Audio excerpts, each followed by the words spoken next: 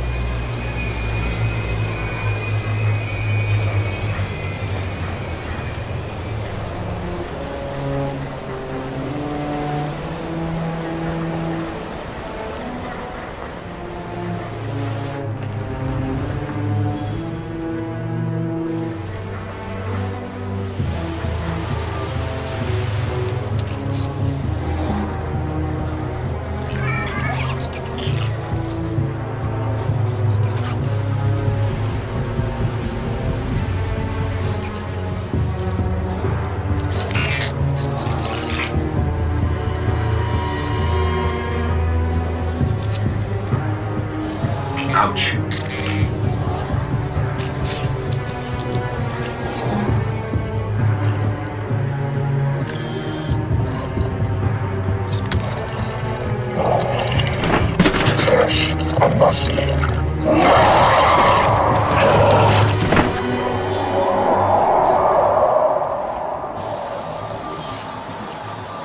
Is it possible?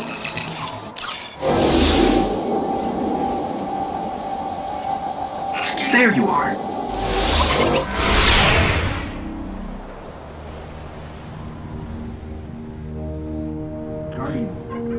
Guardian? Eyes up, Guardian.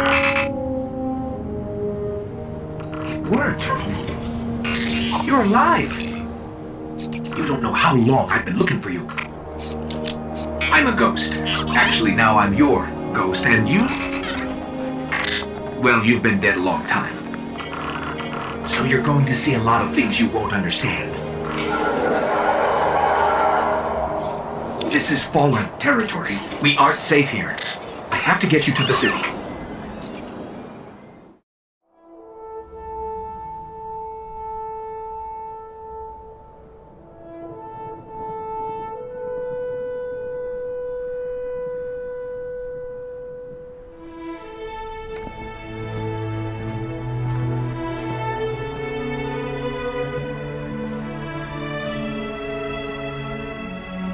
There was a time when we were much more powerful.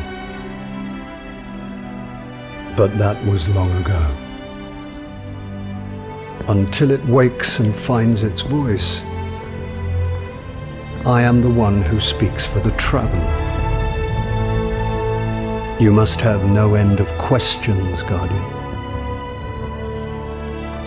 In its dying breath, the Traveler created the ghosts to seek out those who can wield its light as a weapon. Guardians to protect us and do what the Traveler itself no longer can. What happened to it? I could tell you of the great battle centuries ago. How the Traveler was crippled. I could tell you of the power of the darkness, its ancient enemy. There are many tales told throughout the city to frighten children. Lately, those tales have stopped. Now, the children are frightened anyway. The darkness is coming back. We will not survive it this time. Its armies surround us. The Fallen are just the beginning. What can I do? You must push back the darkness. Guardians are fighting on Earth and beyond. Join them. Your ghost will guide you. I only hope he chose wisely.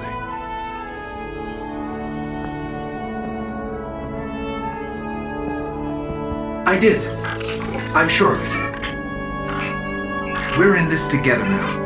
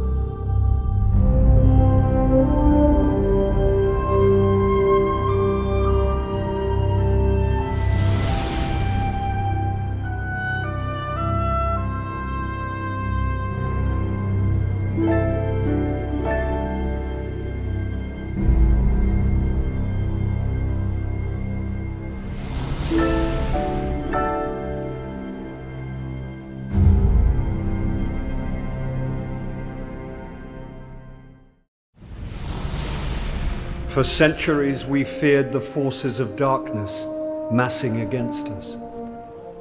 We sought to hide and cower beneath a broken God.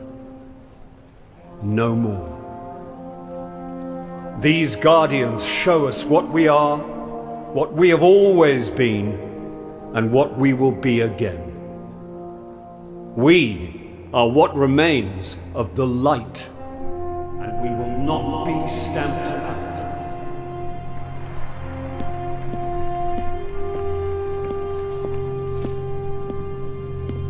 It's a day for pretty speeches and medals. But we know the real fight takes place out there.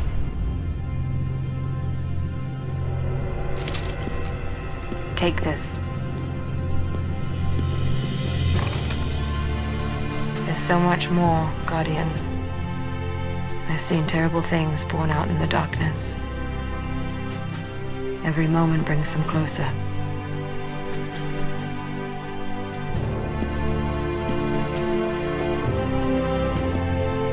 All ends are beginnings.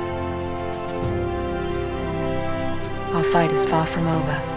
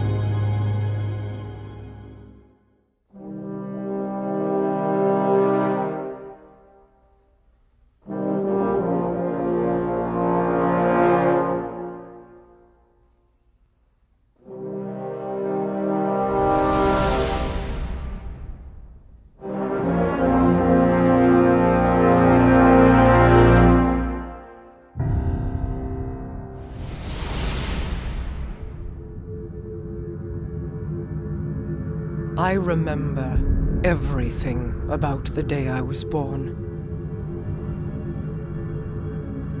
I still bear the scars.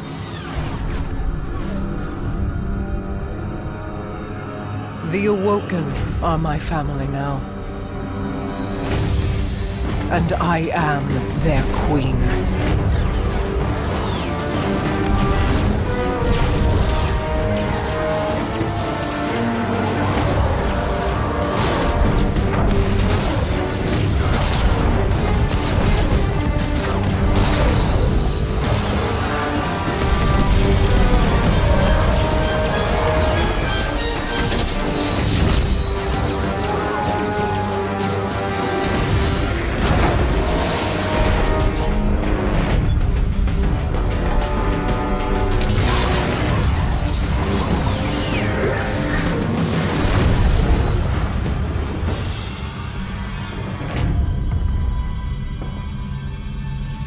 We fought to keep our beautiful creation safe.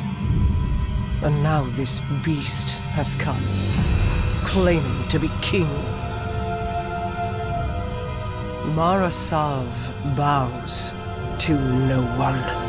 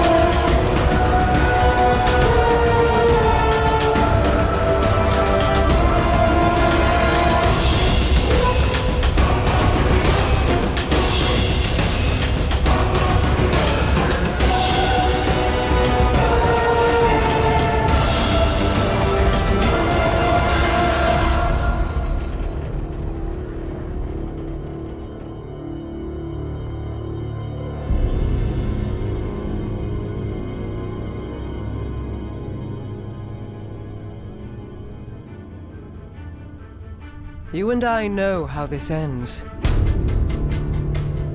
We've known since you escaped from that pit.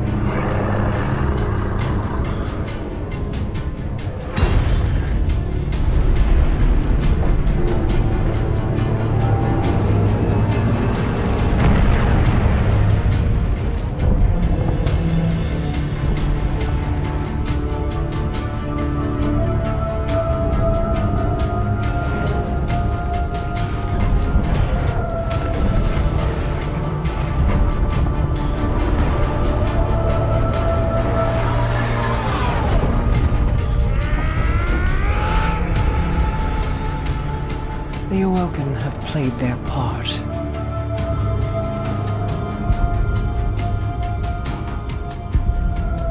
This was all part of the plan.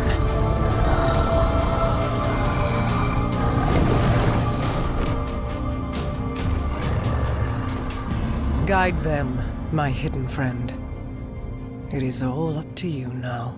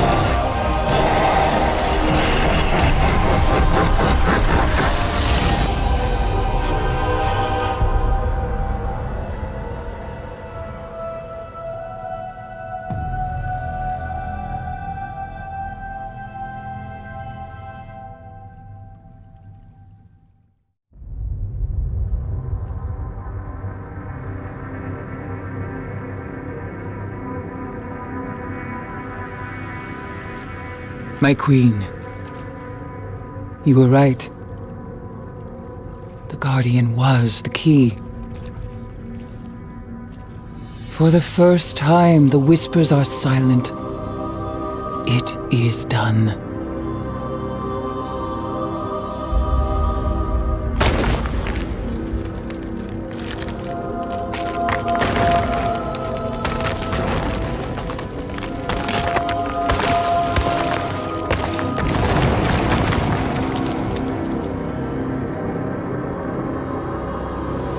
I have accepted my fate.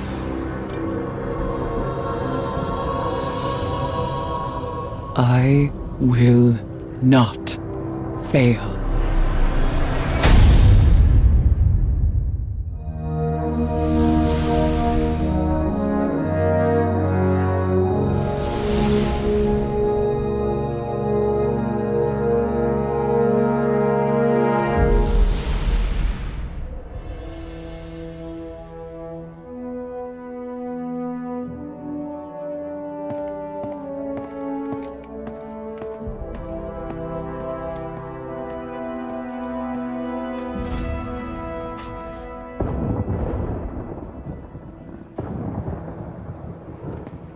Ikora, if you tell me this is a practical joke, well, it kills me to say it, but I would be really impressed. Impressing you, Cade, is the easiest thing I'll do all day. Let's get serious, people. Zavala, this is my serious face. Can't you tell? Ikora, what have you got? Someone or something has sabotaged the Skyline defense systems. And comms have been spotty for the last few hours. Every sensor beyond the wall has gone dark. Maybe it's just the storm. Maybe it's... What are the set feeds telling us? Nothing. Well, that's good, right? No. I mean, they're not there. There are no satellites. And that's not good.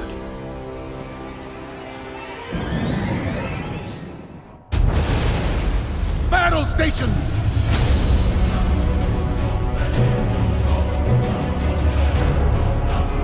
Everyone with me, now!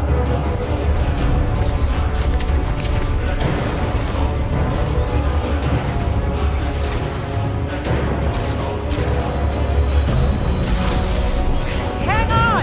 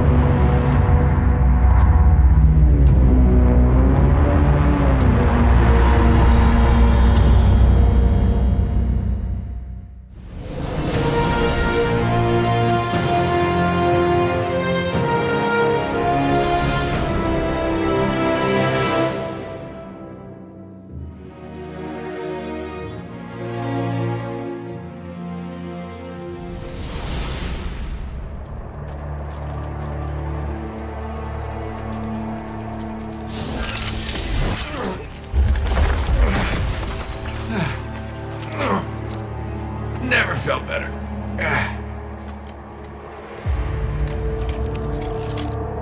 You see that, Petra?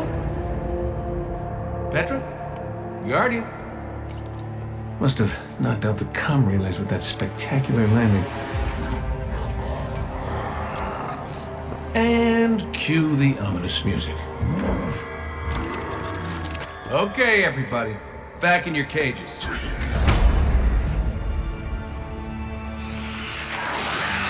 I said, back in your cages!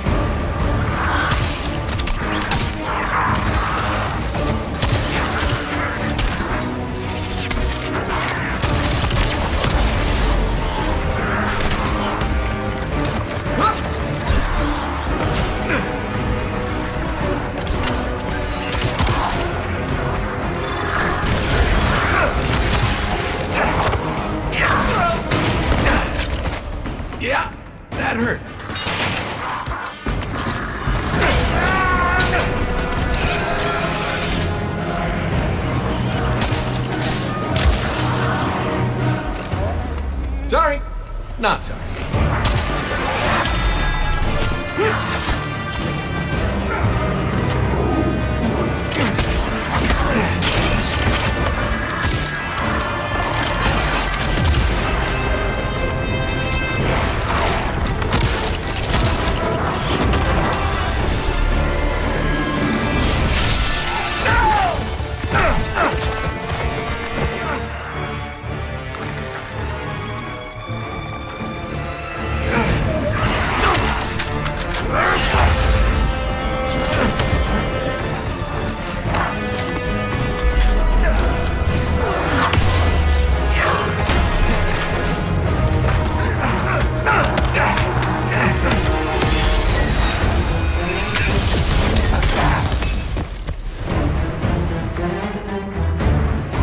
It. Now I'm pissed.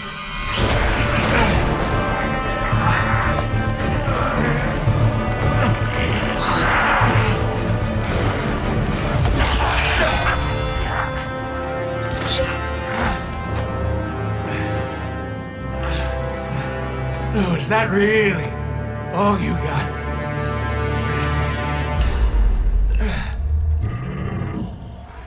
Help me out here, little buddy.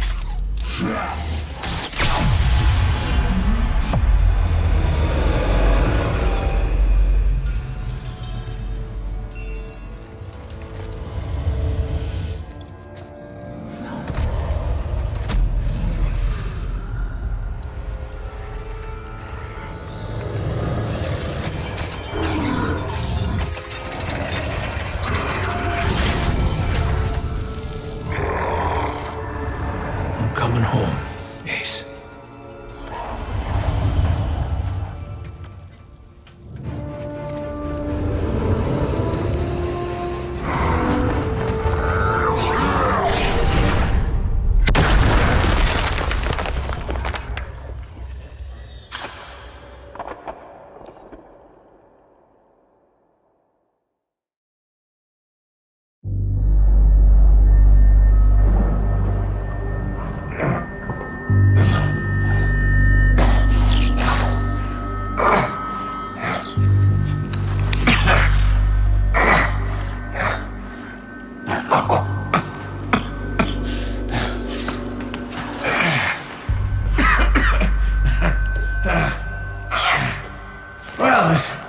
This is awkward. You got a gun I can borrow? No.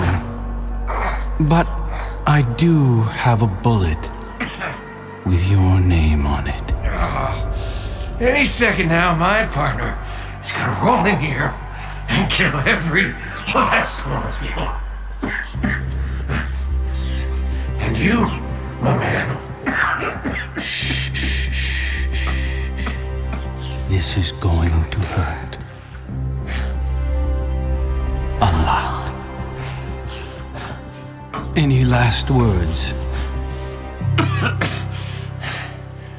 How's your sister?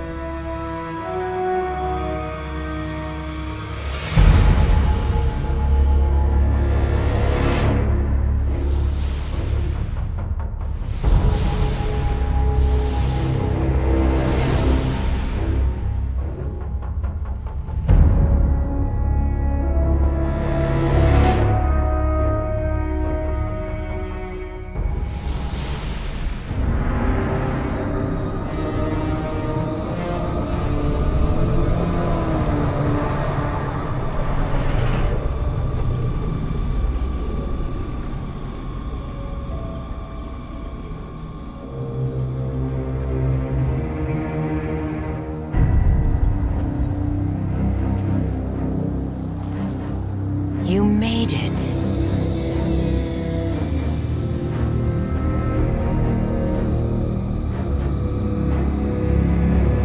We have heard your cries for help, and soon we will answer.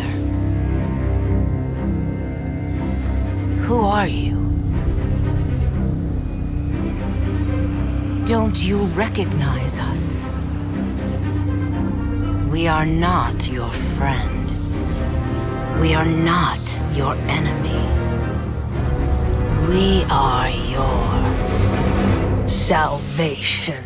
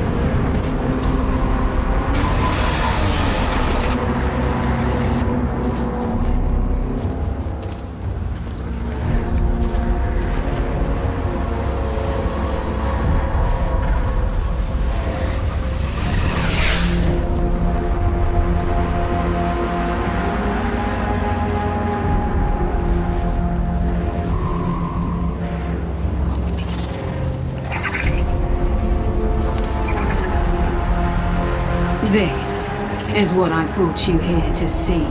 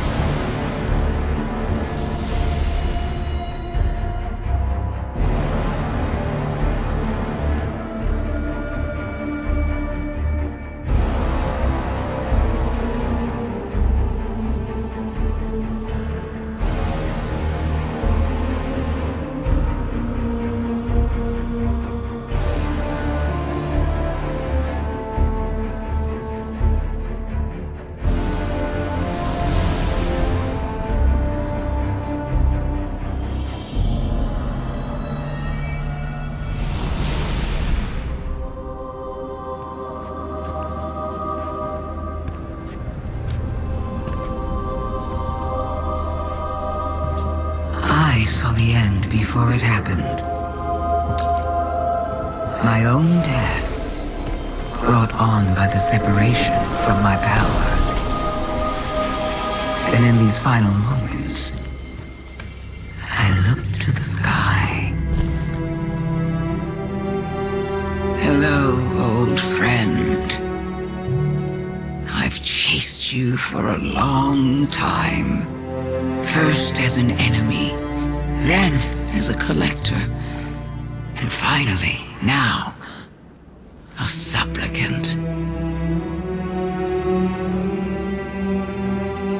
What is it the Guardians say? Devotion inspires bravery. Bravery inspires sacrifice. And sacrifice...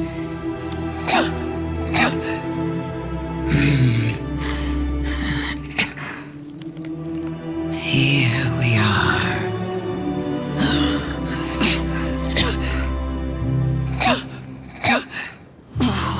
Wouldn't it be clever of you if after everything, you simply let me die? What a trick. Elegant.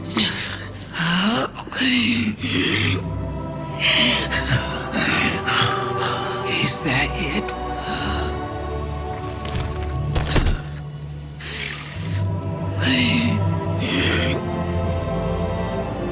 If there is an answer, I don't hear it. Because now the world begins to fade.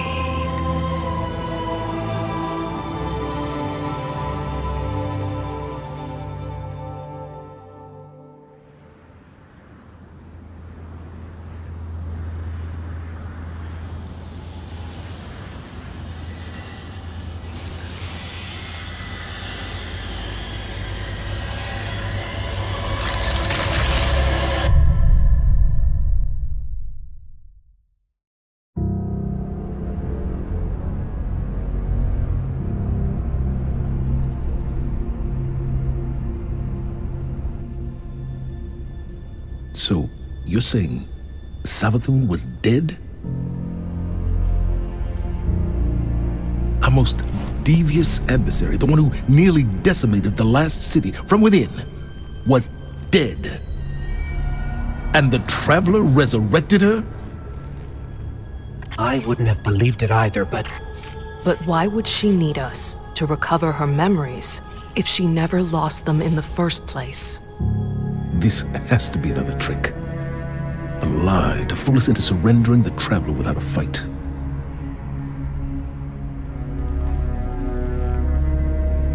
This has been the Traveler's approach from the beginning.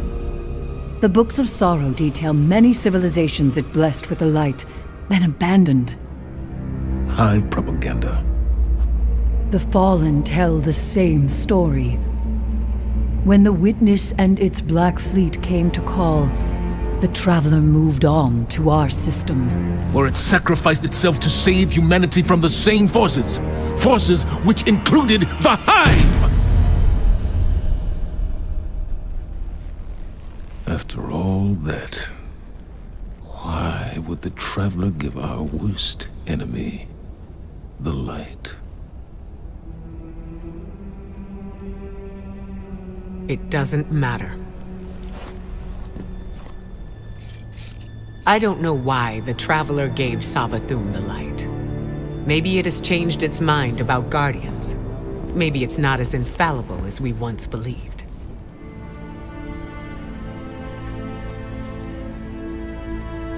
I don't know, and it doesn't matter.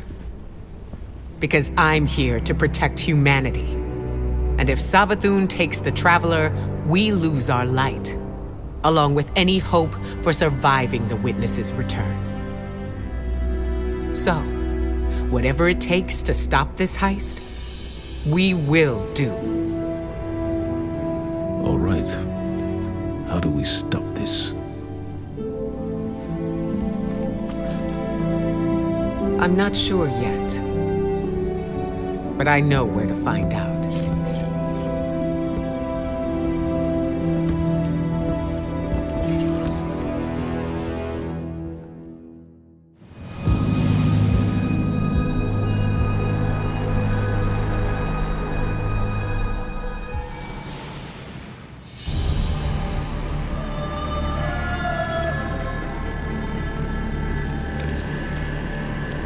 Isn't this interesting? I miscalculated. So did you, Guardian. So protective of your traveler that you wouldn't let me keep it safe. But the witness is coming. The game is yours to play now. Yours to win or lose.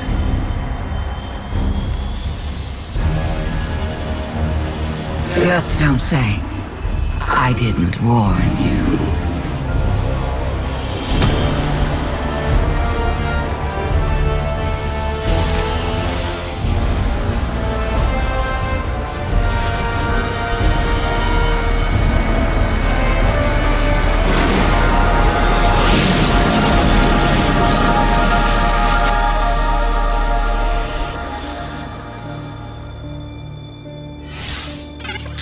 No. Where did her ghost go? Guardian, I just got the message. The Traveler is back in the last city. Is it done? Is Savathun... She's dead. But her ghost got away. Good enough. Hold your position. The Hidden are coming to secure the remains. Good work, Guardian. You did the right thing. Now what? Now, we prepare for the witness and stop the next collapse.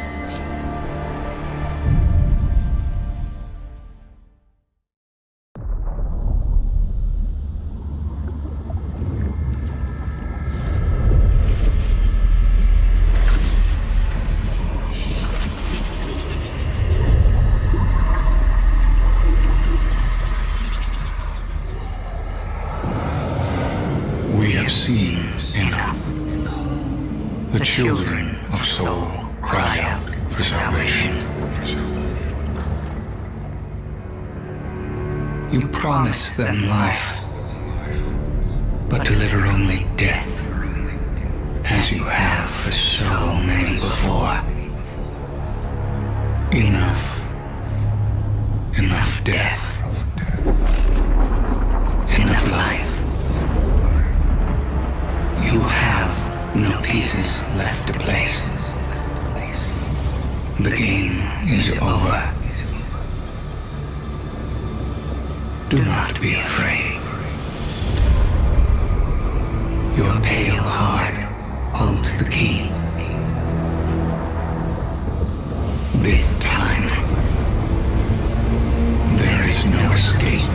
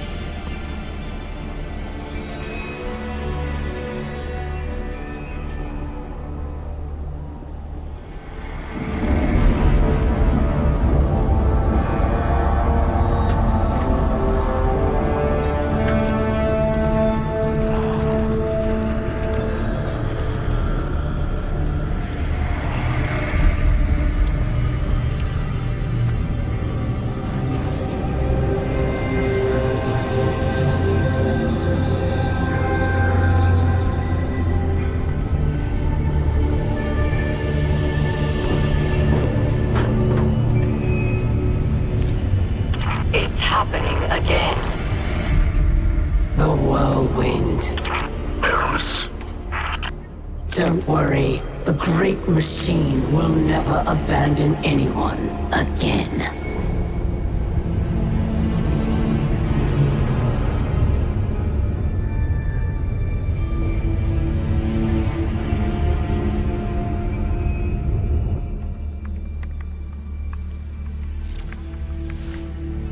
It's leaving. The Traveler is leaving.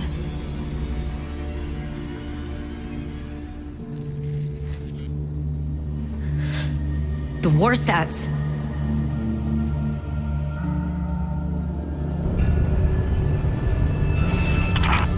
Aramis.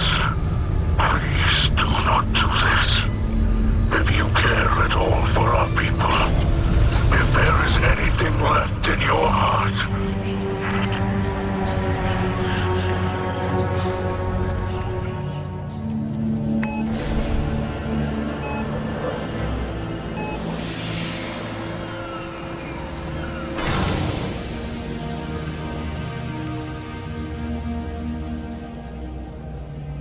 Make it known your pain. Anna, it's time. For Reese. Goodbye, Red.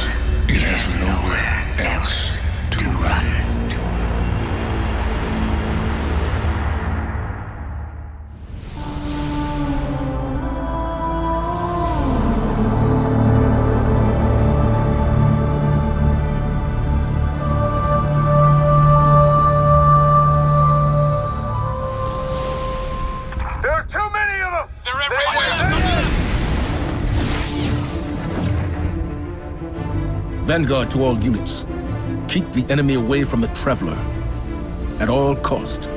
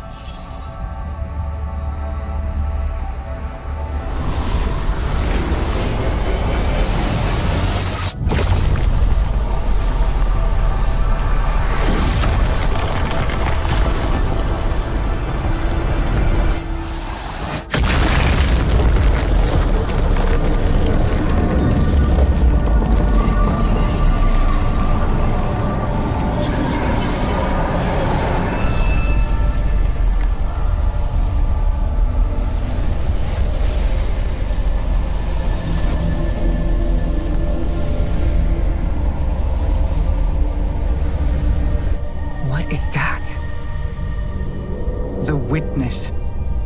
Whatever that thing is, we gotta take it down.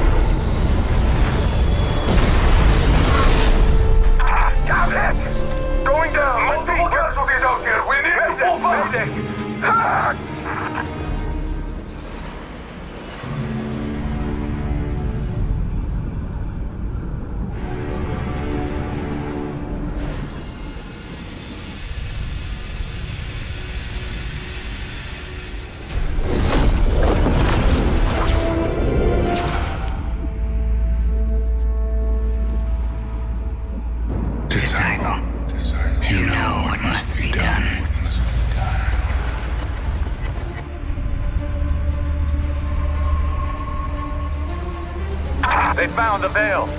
We're in no position to engage the enemy. We don't have a choice. We're out of time. Osiris.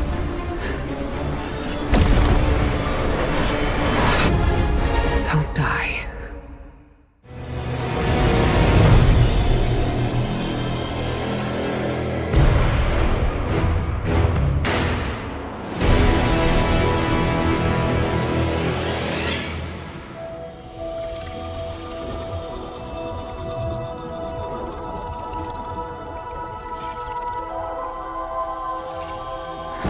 No more running away.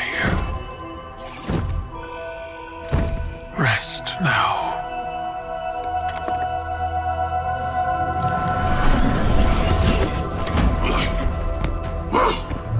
The uglier they are, the harder they fall, right? No? Come on. We finally found you. Get your ghost. What's wrong, Osiris? Get your ghost out of there! Finality takes shape. It's creating the link! At long last. Destroy it!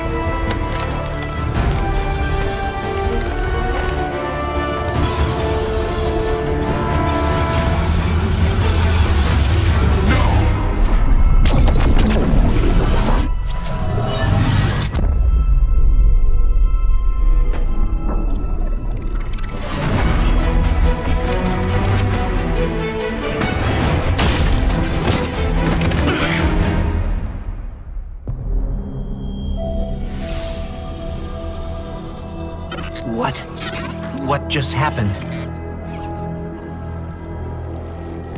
We just lost.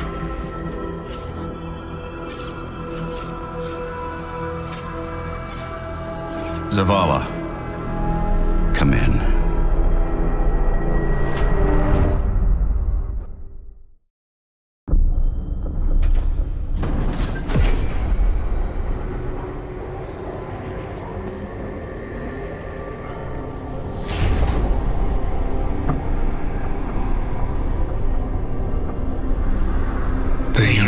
Makes us all victim and perpetrator. That's infinite cruelty. You, more than any, suffer both fates. Be free.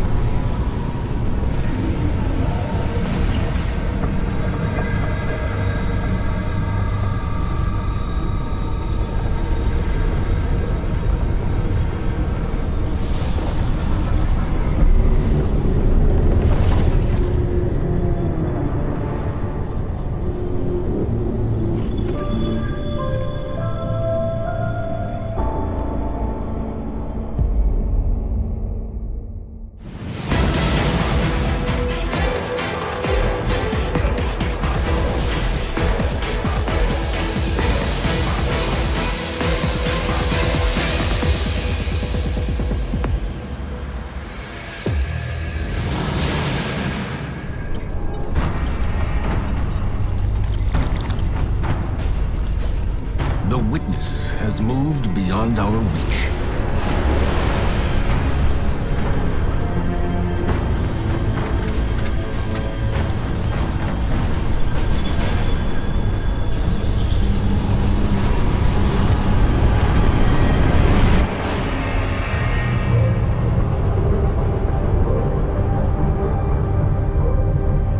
All attempts to follow it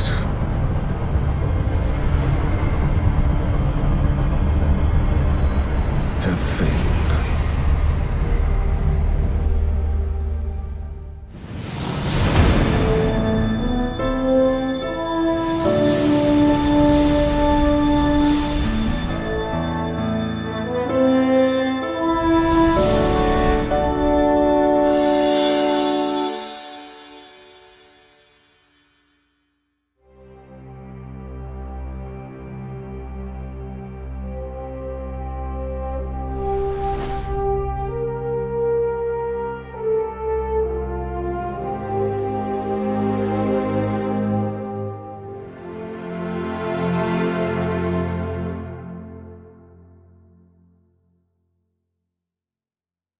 Ich habe die Dunkelheit schreckliche Dinge gebären sehen. Und sie kommen immer näher. Oh my gosh, where are we? The music. Ready? Dad, are you ready? Oh mio Dio! Jedes Ende ist ein Anfang. Kampfstationen! Alright, game over, credits. Oh my god.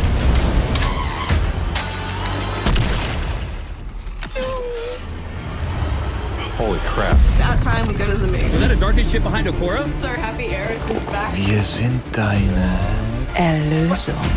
Wait. Die Grenze zwischen Licht und Dunkelheit ist sehr schwierig.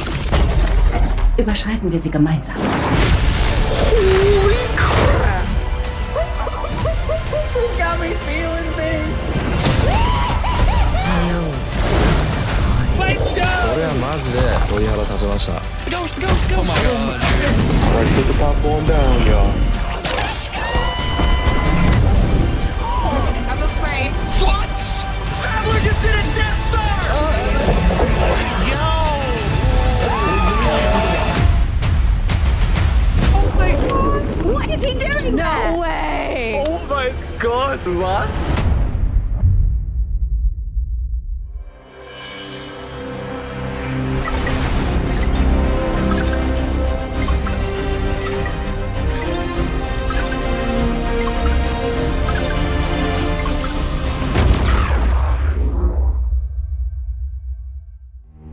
Thanks for tuning in, y'all. Like many of you, I've been playing games as long as I can remember. They're a core part of what makes me who I am. I believe there's this deeply rooted, often unstated mission of games to keep adventure alive. In 2014, Bungie set out to start a new adventure. Heroes awakened on a desolate planet. A silent god set in our sky. And it wouldn't be long before an ancient enemy, shrouded in darkness, showed up at humanity's door to destroy us. Over the years, our heroes would shape a story far greater than anything we could have imagined. Players would explore deep into the depths of Venus, hunting a machine god that controlled time itself. They'd invent ways to combine their mythic weaponry and their paracausal abilities to stand alone against monsters that took others, an entire elite squad.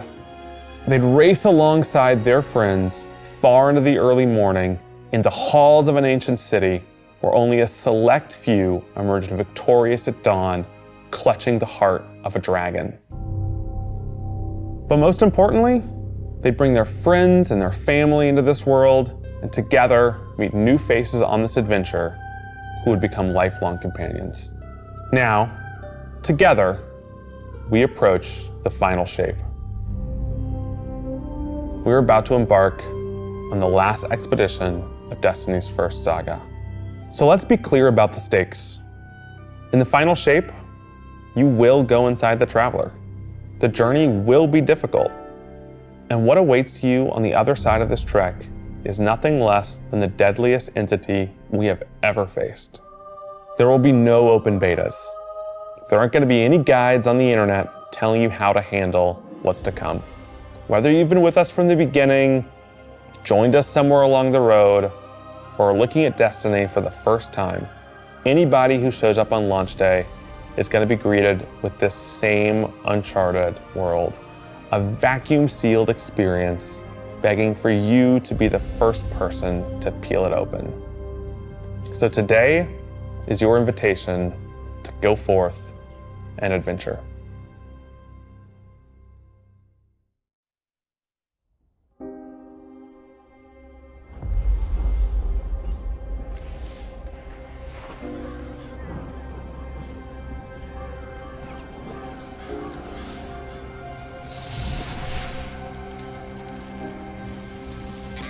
Nach all den Jahren haben wir nie darüber gesprochen, warum ich dich zurückgebracht habe.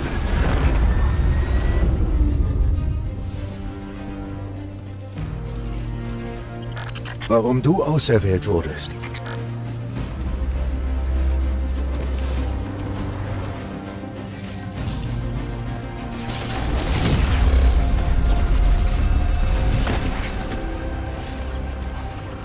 Die Wahrheit ist, damals wusste ich es nicht. Es war nur ein Gefühl.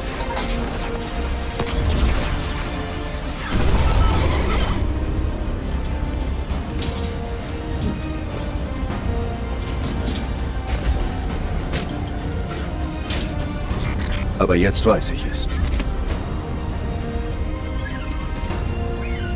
Nach allem, was wir gesehen haben, was wir verloren haben, dieser Kampf könnte unser letzter sein. Darum bitte ich dich, ein letztes Mal. Erhebe dich.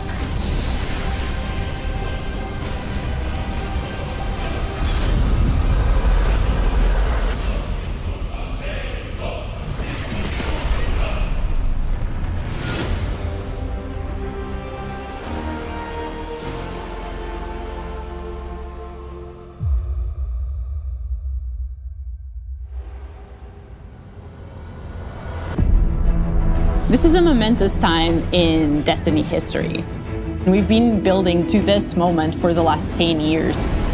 The final shape is the conclusion to that journey. This is a moment in gaming that as a developer you just don't get very often. Guardians and allies are fighting the biggest threat that the universe has ever seen in this big culmination of the Light and Darkness saga. When we were thinking of what the final shape could be, it had to be a lot of different things. It needs to pay off this epic confrontation with the Witness that we've been setting up for years. It has to bring you closer to your allies in the Vanguard. It has to be this place that makes you feel nostalgic for the entire journey you've been on. When we were resurrected by ghosts at the very beginning of this story, we didn't know why, but it was for this. The Traveler is asking us for help. And it's our responsibility to protect every living thing in the universe from what the Witness intends to do. When we first start the final shape, we are finally able to go through the portal that the Witness opened in the Traveler at the end of Lightfall. Inside is the pale heart of the Traveler. That is the stage for our showdown with the Witness. The Witness has the darkness. It has always had a connection to it. The pale heart of the Traveler is what it's trying to use to gain connection to the light. So with both, it can enact its final shape. The Witness looks around and sees a lack of purpose, no meaning. It wants to fix all that. So it's trying to put the universe into this frozen perfection where everything's just exactly how it thinks it's supposed to be. That is the final shape. If we're going to defeat the Witness, it's going to take everyone. Failure is not an option. We're going to need the Vanguard, all of our allies, and all the Guardians to rally together and be brave in the face of oblivion. In the final shape, we're going to answer questions at the grandest scale. But what I find really interesting is that it's also a very personal journey, where we deepen our relationships with these characters that we've known for so long. Zavala, Ikora, our ghost, get to reconnect with Cade 6. So, while there's this great conflict and everything going on around us and stakes of just unimaginable heights, it's still at the end a story told around campfires by a bunch of companions who have been fighting together for hundreds of years.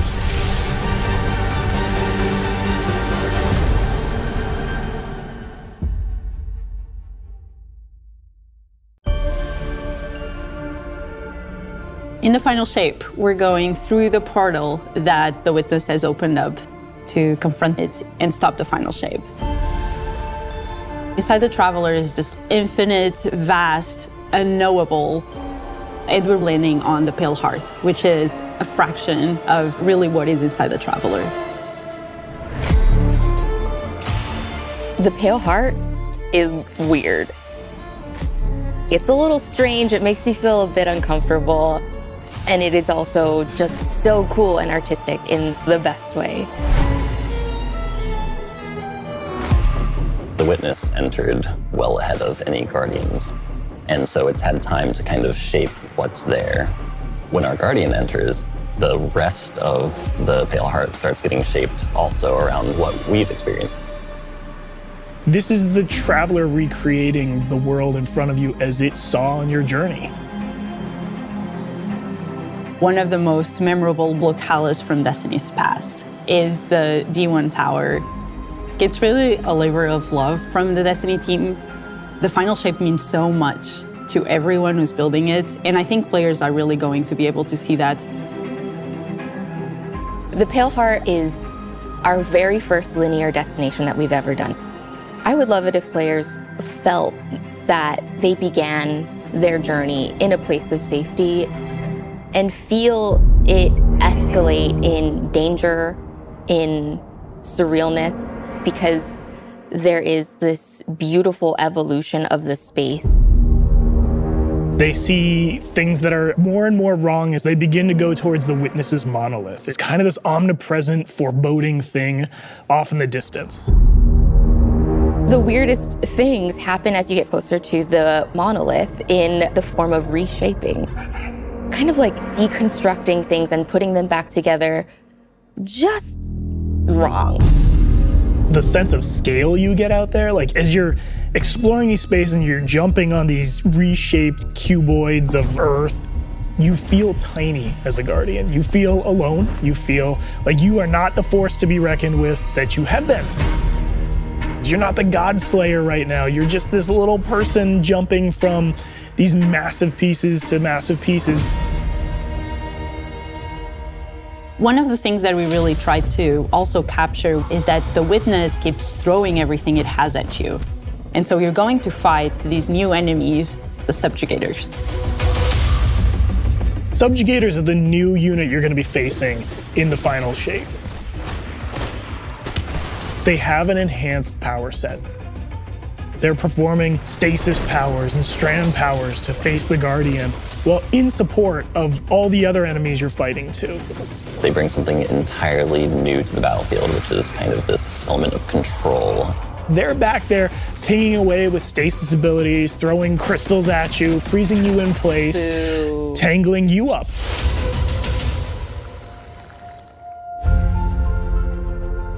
We're focusing you on the campaign and only the campaign.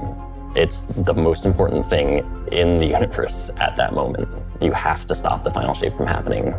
And for that, we do need the help with our allies. And so we're going to make sure that the core Vanguard team gets back together. Zavala and Ikora and Cade.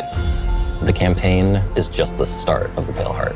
After you've reached the monolith and finished the campaign, we open up the entire destination.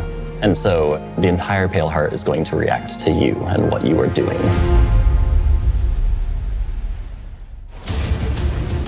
The campaign in the final shape doesn't really end with the final mission. The raids are where you defeat like the big bosses. So it's only natural that when you are going to confront the Witness, you're going to do that in the raid. But that might not be enough. This is a moment where we need to rally all Guardians to be able to overcome the final shape and the Witness.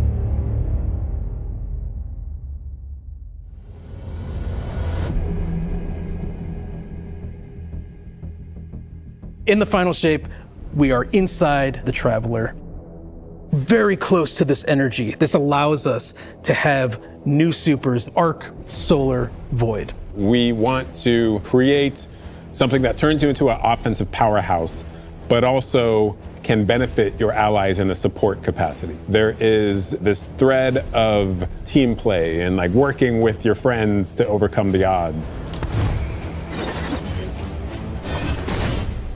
The Warlock Super is this ultimate expression of solar energy coursing through your Guardian. This Solar Warlock Super is a callback to Radiance from D1. Other than Golden Gun, this is the only other first-person super in Destiny right now. Your melee's like all of these projectiles going off, doubling the amount of projectiles. Your grenade almost being sentient as it searches around, and then it hits a character and bounces off and goes to another one. And you're so overflowing with this energy that you are also giving it to your allies, allowing them to have their solar weapons supercharged, applying Scorch when they're shooting. The new Solar Warlock aspect, when I cast my Rift, it is going to create this little solar soul that when it sees an enemy, it launches part of itself out and hits the enemy and explodes and scorches them. It just feels very alive.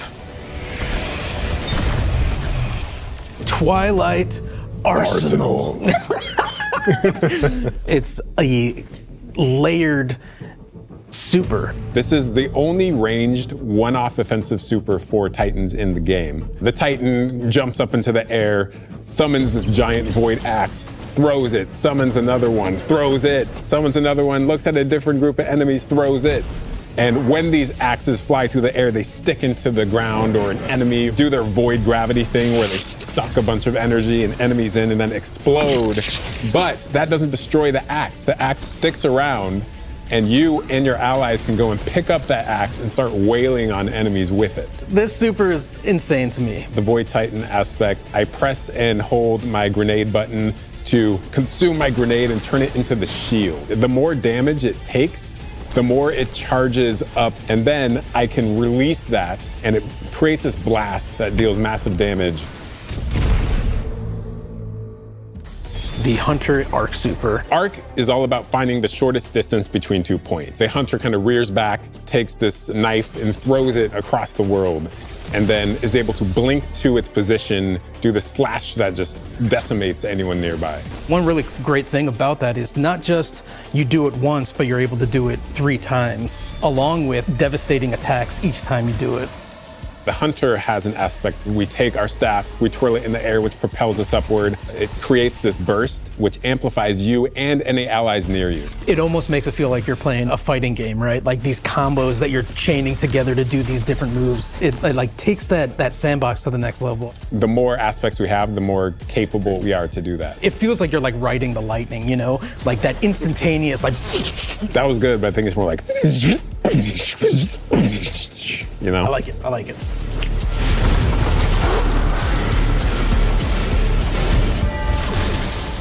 Weapons team has been working on all sorts of goodness. We've got exotics, we've got legendaries, we've got perks. We're always cooking up stuff. We're always playing with stuff that we think is like really interesting or taking inspiration. We have Tessellation, which is this exotic pyramid fusion rifle. It has the really intriguing property of adapting your Guardian's current damage type. This will be the first time that you can run a weapon that can adapt to be strand or stasis in the energy slot. So you'll be able to run an entirely strand or entirely stasis loadout.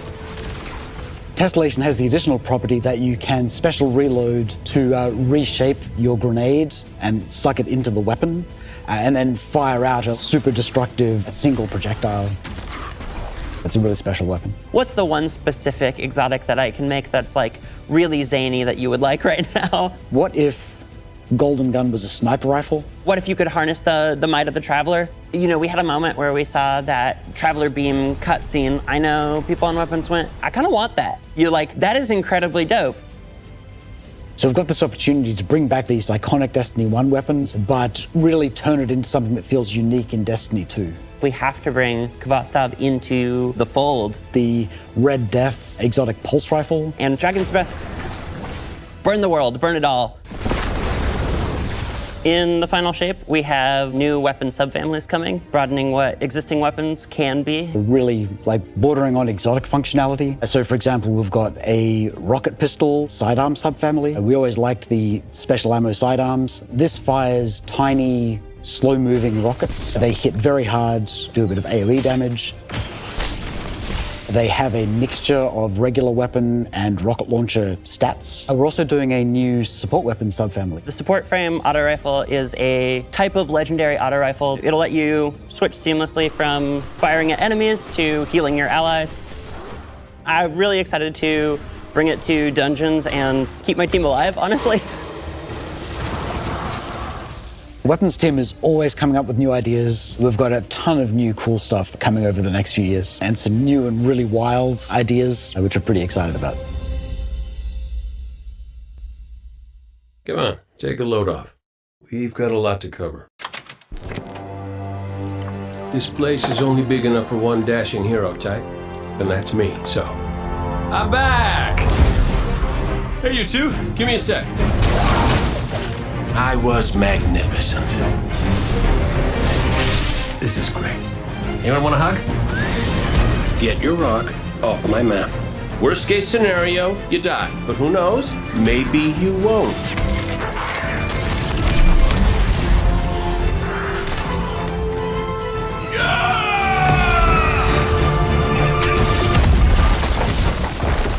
Well, better get back to it.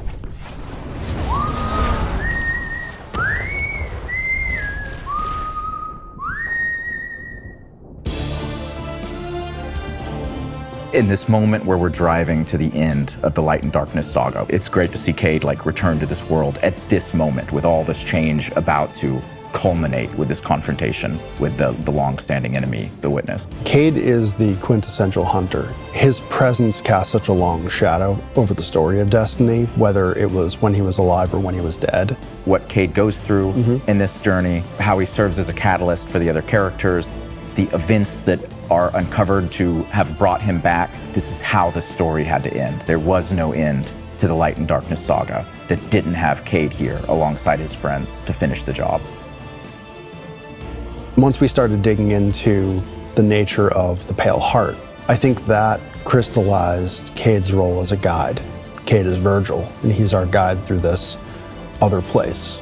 Cade is the one who is the most appropriate person to be the guide, because that's his job. That's always been his job. It just feels so natural for Nathan to be back in the booth. It felt amazing to just see him slip back into the role like without missing a beat. Right, instantly. In the flesh, or metal, as it were.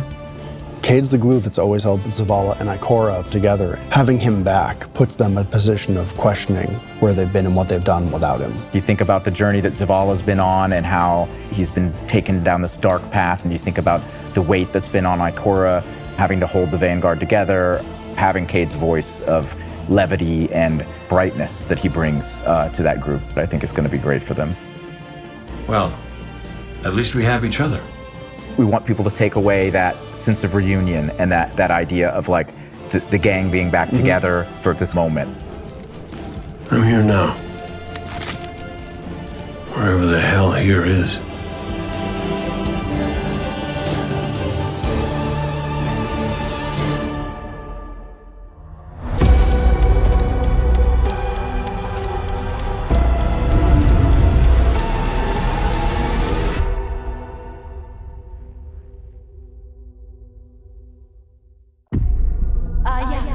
Hüter. Der Zeuge ist eine Bedrohung. Und die Hexenkönigin hat Antworten, die wir brauchen. Aber nur, wenn wir ihre Schwester vernichten. Xivu Araf. Dann liegt es an mir. Wirst du auch wieder zurückkehren? Habt keine Angst.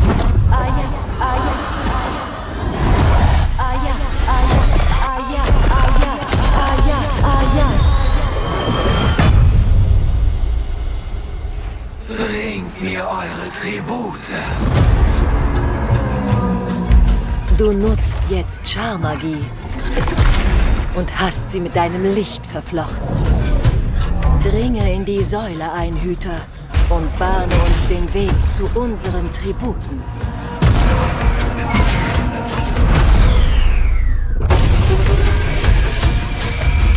Lehre sie, sich zu fürchten. Das Deck des Flüsterns. Und sie flüstern. Kämpfe in meinem Namen, Hüter. Jeder besiegte Gegner stärkt mich.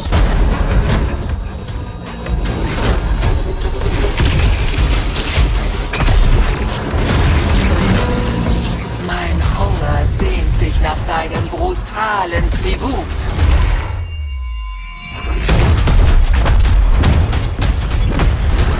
Zeigen wir ihr, was es heißt, Teil der Schar zu sein.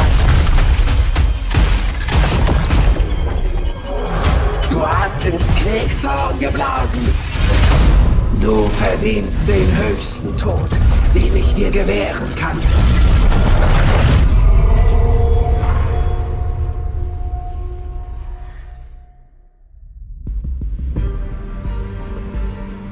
Season of the Witch is our opportunity as players. We've been annihilating and breaking Hive spells, and now we finally get to cast them.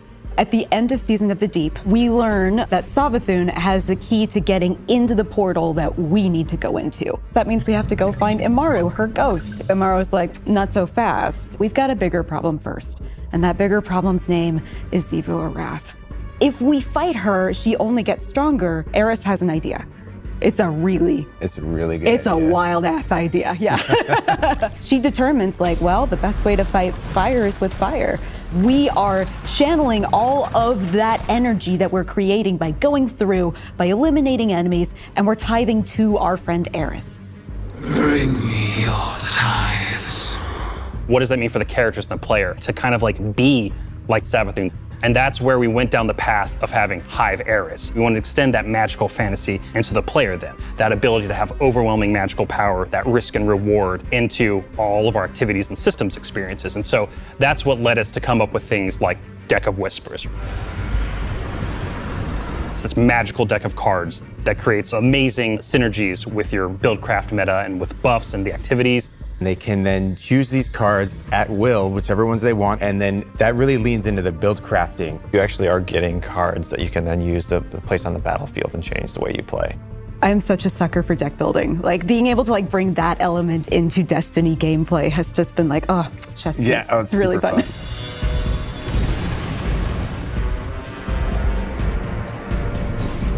So we've got 2 brand new seasonal activities coming with Season of the Witch. We've got Altars of Summoning and Savathun's Spire. Savathun's Spire is our new 3-player offensive. You're doing a lot more with the Lucent Hive magic, but it's got a high amount of combatant density. It's got additional random encounters that you can come across. The Witch's Spire itself, Savathun's Spire, was like her reliquary for all these different magical experiments as she was learning the light. You're there in order to learn as much as you can in order to become a master spellcaster, right? To become like Savathun.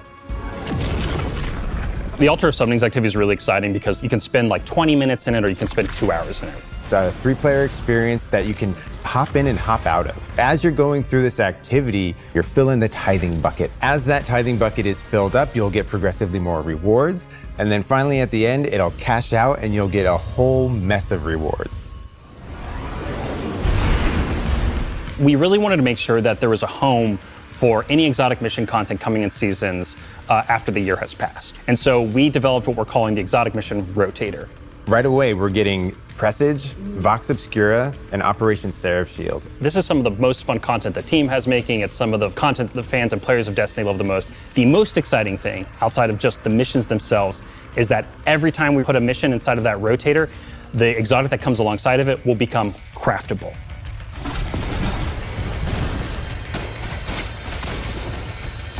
With Season of the Witch, we have a brand new Vex lo-fi PvP map coming. It's really exciting. It's got a bunch of really tight gameplay experiences. We wanted to make sure that we focused the combat a little bit more. With the new Vex network map, we really wanted to make sure we hit is like, hey, you're shoulder to shoulder more often. There's not as much deep sight lines that you're interacting with. And a lot of the flow of the map is actually built around this like kind of central pillar of the Vex network that you're orienting around. And there's also some modes coming too, right? We've got a new PvP game mode coming that's all about relics. It's about multiple relics, so it's not just one like the Scorch game mode from the past. So we've got the shield coming from Vault of Glass, we've got the spear back from Season of the Risen. And we've got the scythe from Season of the Haunted. Yeah, so you're gonna be reaping Guardians with that thing. It's a lot more tactical gameplay. It's all about running around the map, claiming these relic dispensers, and then grabbing them in order to push for victory. I will take what I need. The words in my throat are the weapon in my fist. We were feeling pretty Hivey this season, obviously. There's something in the air. And so when thinking about like, what's a good raid reprisal that would really suit this very Hivey season, there's only one answer.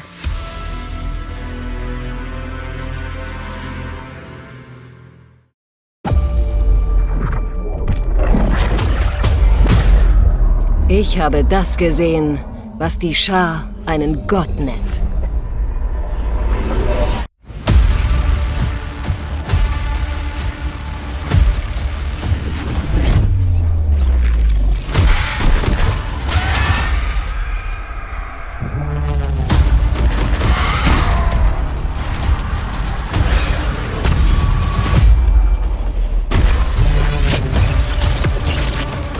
Nur eine wahre Waffe des Lichts kann sich seinem Zorn entgegenstellen.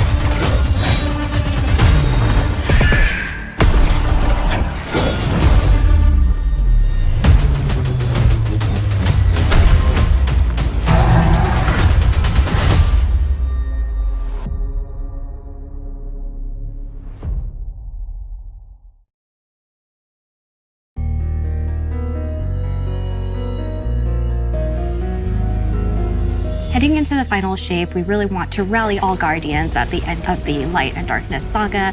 We want to reduce those power barriers, as well as catch people up on key story beats and make sure that they have a really great and easy time connecting with other players. In the final shape, we're trying to find ways to make power more simple and easy to understand, and also lowering the barrier to entry. It's going to make it easier for players who have not been able to jump into game easily because they were held back by the challenges in grinding for the power levels that are required by these different activities. One of the major changes that's going to be happening starting with the final shape is there are going to be a certain number of activities that are going to be power fixed. So it doesn't matter kind of what power level you are going into it, you're always going to be able to approach it. There's still going to be tiers of difficulty that you can do, things that are just meant to be experienced a certain way. Things like Nightfall strikes that will still have power enabled, and that's where we're really going to focus the whole power climb. The raids, the contest modes that everybody loves to engage with, that experience is fundamentally going to be staying the same. I'm excited for this because I think there will be a lot more clarity for players in terms of understanding the relative difficulty of things, where they sit now in the spectrum. One way that we're trying to do that is making it easier for new players to engage with you. So we're introducing something that we're calling Fire Team Power. You can actually bring your friends along to play any dungeons and raids in the game without having to wait them to be at a certain power level. The person with the highest power in your fire team is actually going to bring all the others close to their power level, which means that there's no barriers really for any other Guardian to join you in this high-level content. When it's combined with Fire Team Finder, it also allows you to find strangers, people you've never played with before, and have that same experience. That's all regardless of the power level of you and the rest of the people in your fire team. Fire Team Finder is the new feature that's coming in Season 23, aimed at helping connect and find other people to complete the best and most aspirational content in Destiny. We have a tag system that allows players to be able to say, well, this is my play style. I'm really chill. I'm anti-sweat. I'm just really here to have Basically a good time. Exactly. Tags really allows players to show a little bit more personality, show a little bit more about what they're about. I think what's really great about it is with this launch, we're also looking at including inclusion tags. As an example, one of the inclusion tags that we have are for colorblind players. Hopefully the inclusion tags will bring players closer to finding their community and even closer to the people that they're playing with. So once a listing goes live, players will be put into a listing lobby where players can gather, they can communicate with each other. So we wanted to make it as convenient and as easy as possible for players to not just sit and stare at a screen for a long time while their listing actually fills up. As a gamer who's typically more solo, I'm especially excited about this because it really is about helping reduce that anxiety and burden that comes with trying to make a new connection.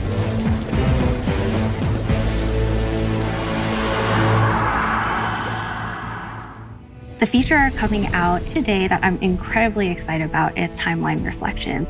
Essentially what we have done is we've went back to previous expansions and pulled out missions that we felt really represent key narrative beats within our story. We are going to have a mission for Forsaken, a mission for Beyond Light, as well as a mission for Witch Queen.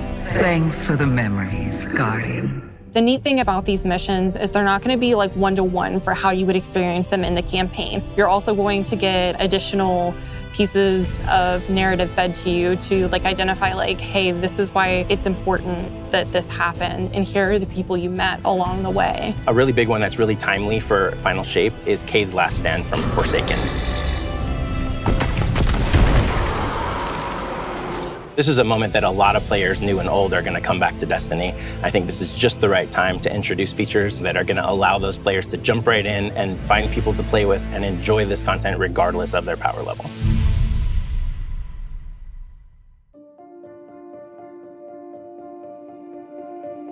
We're reaching the end of this 10-year journey. What comes next? The episodes. and the new way we're going to tell stories moving forward.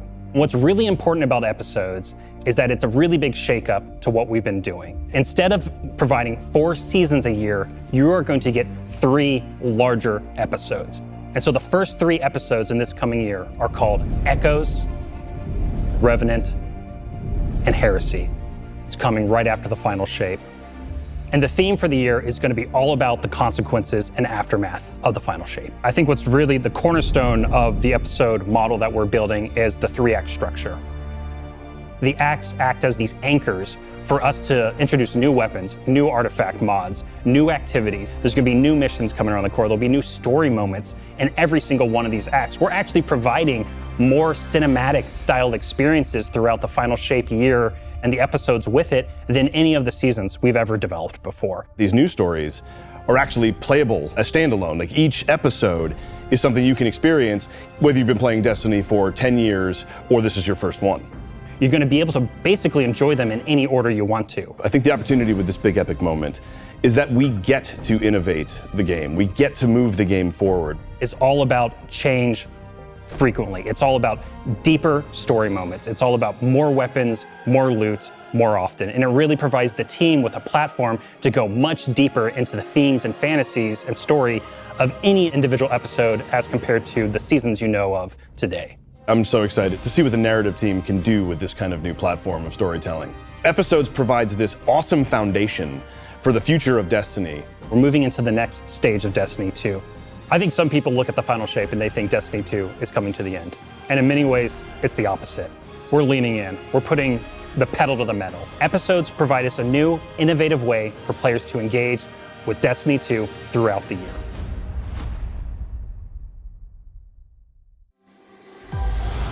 Was macht einen Hüter zum Hüter? Hingabe, Mut, Aufopferung. Wir wissen, dass wir nicht ohne Grund auserwählt wurden. Von einer höheren Macht. Hüter! Hüter! Augen auf, Hüter! Das Feuer eines jeden neuen Kampfes lodert in uns. Und wir alle geben unser Bestes, damit wir für die kommende Schlacht gestellt sind. Wir sind die letzte Linie, die den zweiten Untergang aufhält. Wir alle, jeder Titan, jeder Warlock, jeder Jäger. Wie heißt es bei den Hütern? Hingabe führt zu Mut. Mut führt zu Aufopferung. Aufopferung führt zu Tod. Wie schmal der Grat zwischen Licht und Dunkelheit doch ist. Es gibt keine Zeit zu verlieren. Es gibt da draußen in der Dunkelheit Dinge, die nur die Dunkelheit besiegen kann. Glaub mir. Du hast die Geschichten gehört. Vom Opfer des Reisenden. Wie die Dunkelheit auf die Menschheit herabsinkt.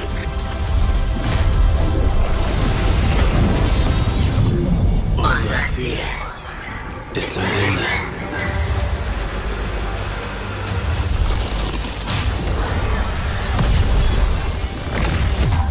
Dieses Mal gibt es kein Entkommen.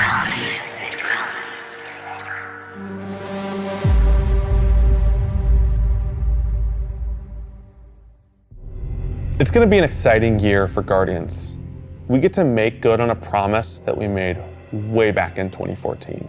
There was classic rock blasting, a fire team racing across our solar system, and at the end, a simple message: become legend. Today, you got a glimpse at how we'll be cementing your legend in this upcoming year. We're going to be heading inside the Traveler, experiencing a destination unlike anything we've ever built before. We'll face the biggest bad we've ever made, and we'll do this all alongside a streamlined progression system, allowing us to easily play with friends in any content in the game. And as the dust settles in the final shape, we're going to continue our legends in Echoes. It's Destiny's first episode in a new phase of storytelling for Guardians with brand new conflicts born from the resolution of the Light and Darkness saga. These first episodes are just the beginning. But if you're chomping at the bit to see how the Light and Darkness saga is going to kick off the future of Destiny 2, we've got a ton of great content for you to jump into today. Going live after this, we've got Season of the Witch, with a new story, new weapons, new armor, new activities, and new PvP content, all alongside a series of story catch-up missions, allowing any of your friends to jump into the game and get up to speed on what's happening in this world. Then, next week, a brutal reprisal of Crota's End is going to join the ranks of our aspirational content. I can't wait to see you all in the throne world as we learn more about the final shape and how we can stop it.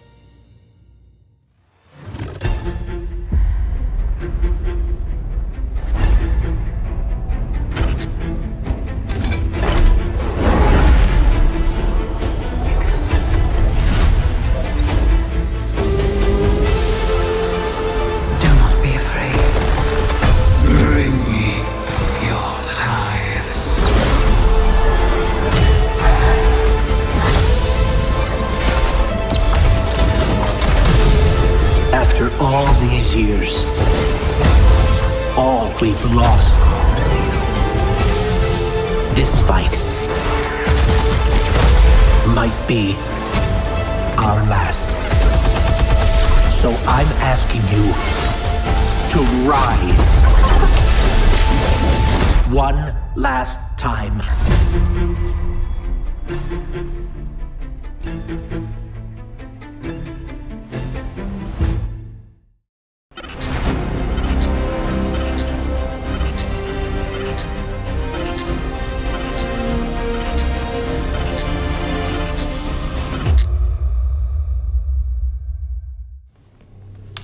When we create a collector's edition, we try and recreate items from the universe for players to enjoy outside of the game. So this year we're doing the Destiny 1 tower. We really tried to work hard at thinking about 10 years of Destiny and how best to encapsulate that experience. Even as the game dev who've worked on it since day one, I think having it be the tower is super exciting for us because it's going to kind of catalog your journey of a player from when you first started playing Destiny all the way to now. The tower, it's kind of like the beacon in which you're a place you can call home. You get the tower, and then there are actual figures of the Vanguard mentors that accompany that architectural model.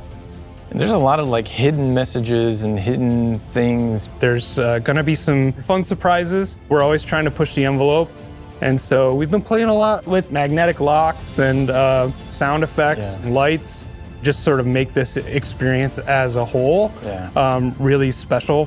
It's sort of the perfect symbol of Destiny. I'm so excited for it. Me too.